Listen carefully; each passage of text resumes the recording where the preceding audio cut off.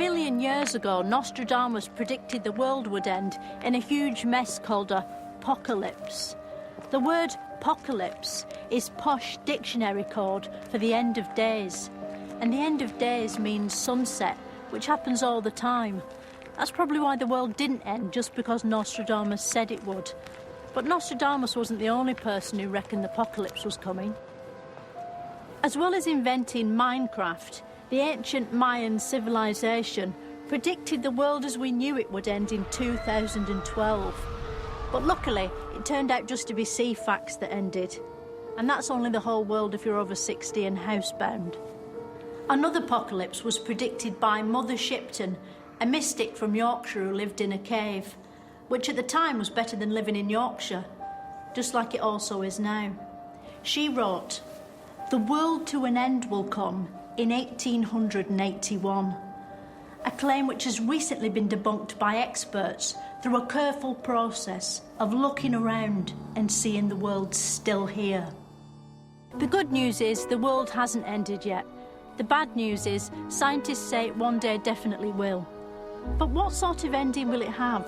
A sad ending with a disaster, or a happy one with a song? To find out, I spoke to expert science man and former D-Ream keyboardist, Dr. Brian Cox. How will the world end? Well, the sun will run out of fuel in about 4 billion years or so. And actually before that, it will begin to swell up, expand. And so we think the Earth will get incinerated. Do you think we might be able to do something about it? Stop it being incinerated? Yeah, stop it being incinerated. Or the sun burning the Earth. Can't we put it out with a big hose or something? It's an inevitable consequence of the laws of nature. You're pleased with that, are you? You're happy with that? You can live with that? Well, there's nothing I can do. I mean, also, the Andromeda Galaxy is going to hit us. The Andromeda Galaxy? A whole galaxy is going to hit us? Yeah. On about the same timescale, actually. So as the sun runs out of fuel and expands and incinerates the Earth, a galaxy of 400 billion stars is going to collide with us.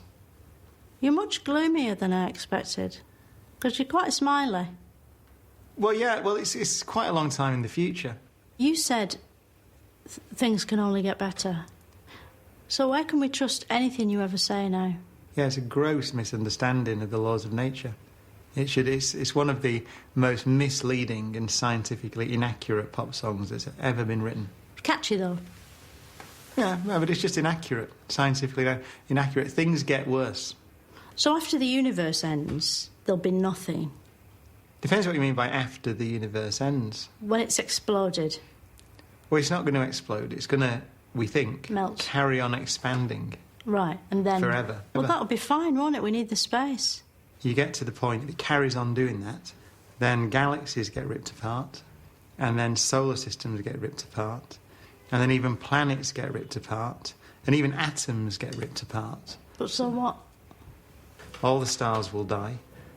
Even all the black holes that are left, the final sort of end points of the most massive stars will evaporate away. So could we fall down a black hole? Yeah, you could fall into one.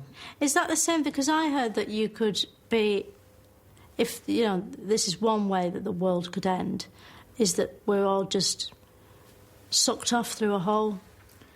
I mean, that must be terrible. Can you imagine what it would feel like to be sucked off through a hole?